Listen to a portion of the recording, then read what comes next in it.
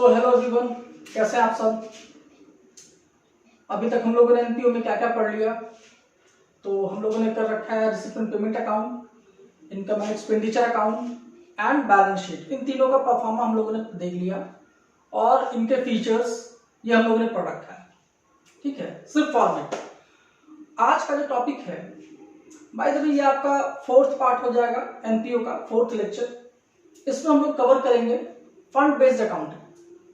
ठीक है, ये one of the most important topic, you can say it is one of the most important topic of your NPO chapter, क्योंकि इससे questions आपके board exam में आते हैं।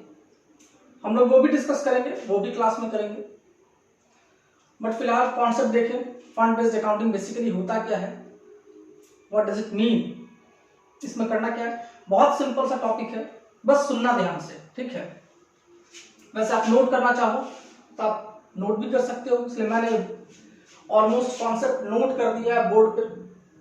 मैं लाइन बाय लाइन समझाऊंगा, इजंट इट, ताकि अगर कुछ आपको समझ में ना भी आए तो आप उसको मेरी बातों से फाइंड आउट कर लोगे और अपने कॉपी में नोट कर लेना प्लीज। ठीक है, चलिए स्टार्ट करें। क्या है ये फंड बेस्ड अकाउंटिंग।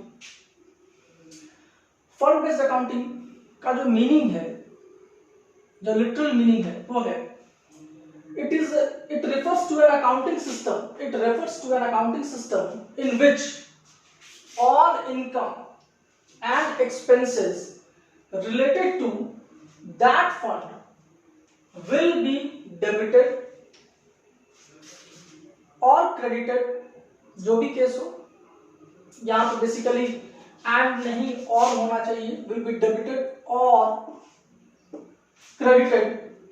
मतलब डेबिटेड या तो एक्सपेंस है तो माइनस करेंगे, और अगर इनकम है तो प्लस करेंगे, क्रेडिट करेंगे, ऐड करेंगे। ये माइनस ये प्लस, डेबिटेड और credited to that fund only, उसी फंड में, and not to the income and expenditure account. मतलब फॉर एग्जांपल, इसका एग्जांपल क्या होता है, price fund, building fund etcetera. हम लोग बिल्डिंग फंड का एग्जांपल लेते हैं। फॉर एग्जांपल मैंने एक संस्था को, एक एनजीओ को बिल्डिंग बनाने के लिए कुछ डोनेशन दिया, फंड दिया, सपोज दैट 10 लाख दिया। अब वो ऑर्गेनाइजेशन उस बिल्डिंग फंड का एक सेपरेट अकाउंट बनाएगी, ठीक है, और बैलेंस शीट के लायबिलिटीज में उसको शो करेगी बिल्डिंग फंड के नाम से।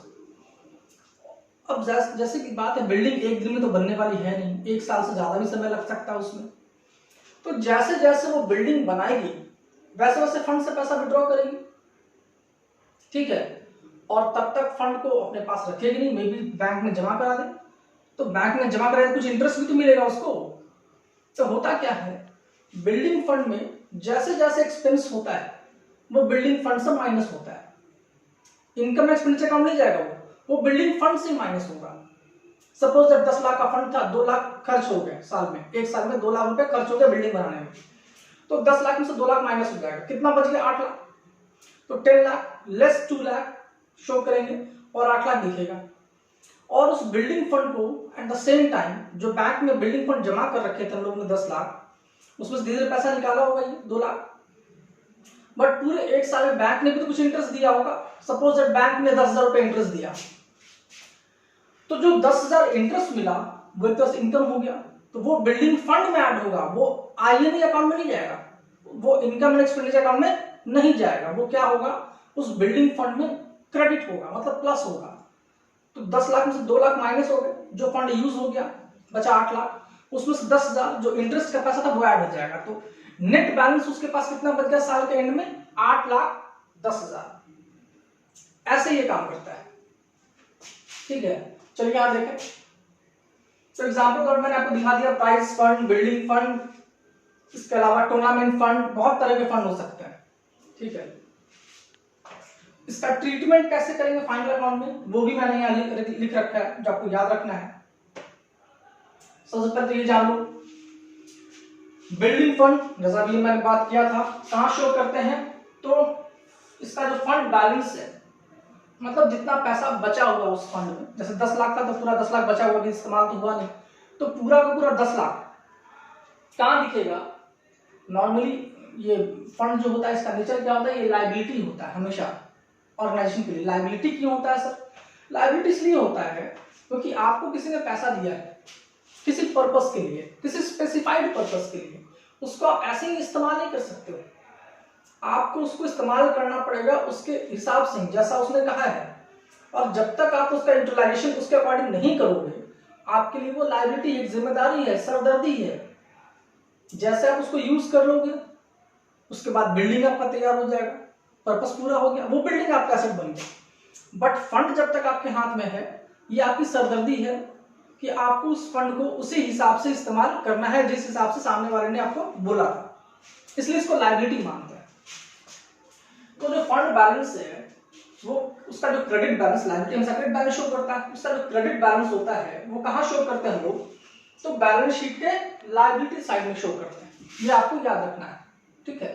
ये आईएनए में नहीं जाएगा, ये बैलेंस शीट में कहा जाएगा लायबिलिटी साइड में। हाँ, जो फंड आपने इन्वेस्ट कर रखा है, बैंक में जमा कर रखा है, उसको बिल्डिंग फंड इन्वेस्टमेंट का नाम दीजिएगा, वो एसेट्स में दिखेगा, वो हम लोग देखेंगे कैसे दिखाते हैं, फिलहाल अभी उसकी बात नहीं करते, अभी बस इतना समझ लो। बिल्डिंग फंड आपका लायबिलिटी है, वो बैलेंस शीट के लायबिलिटी साइड में दिखेगा, ठीक है।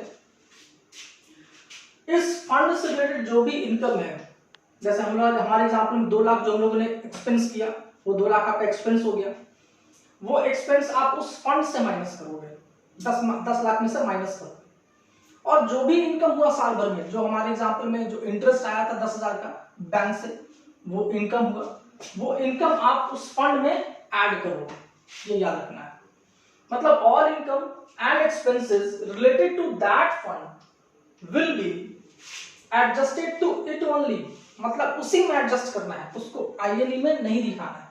उस फंड के साथ या तो प्लस होगा या फिर माइनस होगा, इनकम है तो प्लस, एक्सपेंस है तो माइनस, ठीक है। अब आते हैं, अब अगर मान लीजिए ये लास्ट पॉइंट इंपॉर्टेंट है, मान लेते हैं किसी वजह से हम लोग को 10 लाख रुपए मिला था बिल्डिंग बनाने के लिए, वो 10 लाख लेके बिल्डिंग बनाना शुरू किए।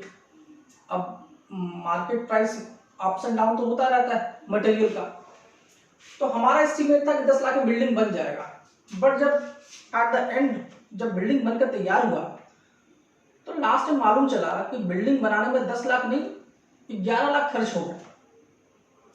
तो जो आपके पास फंड कितना पड़ा था बिल्डिंग के लिए, 10 लाख, मान लेते हैं साल भर में आपने इंटरेस्ट कमा लिया 10,000 और, तो टोटल फंड में बैलेंस कितना हो गया, 10 लाख प्लस 10,000, मतलब 10 लाख 10,000, और आपके खर्च कितने हो गए, 11 लाख।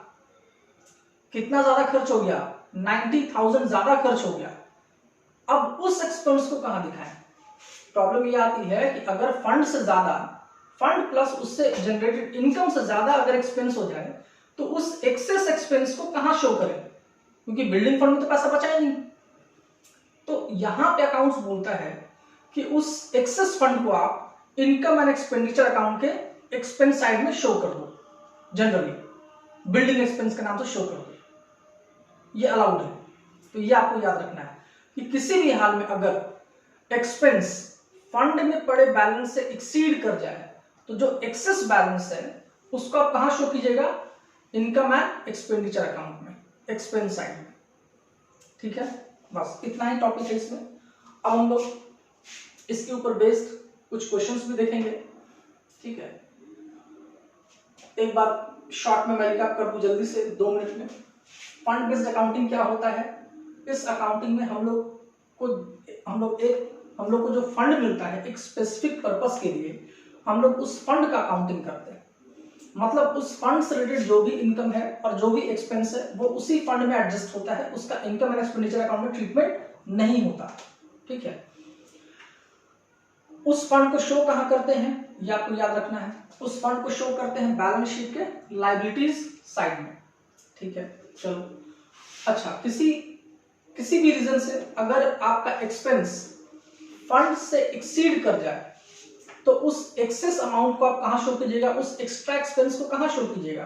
तो अकाउंट्स कहता है उस एक्स्ट्रा एक्सपेंस को आप प्रॉफिट, ये इनकम एंड एक्सपेंडिचर अकाउंट के एक्सपेंस साइड में शो कर सकते हो, कोई दिक्कत वाली बात नहीं। तो है, आपने देखा बहुत सिंपल सा कॉन्सेप्ट है ये, कोई टफ नहीं है, हम लोग इस पर एक दो एग्जाम्पल करेंगे। ये तो कॉन्सेप्ट हो गया, आप लोग इसको नोट कर लीजिएगा जरूर, क्योंकि बहुत काम का है। मैंने बहुत शॉर्ट और समराइज में उतना ही पॉइंट्स लिया जितना आपके लिए रिलेवेंट है, उससे ज़्यादा कुछ लिया ही नहीं है। So thank you. इसके ऊपर एग्जाम्पल हम सॉल्व करते हैं ताकि और क्लैरिटी आ जाए।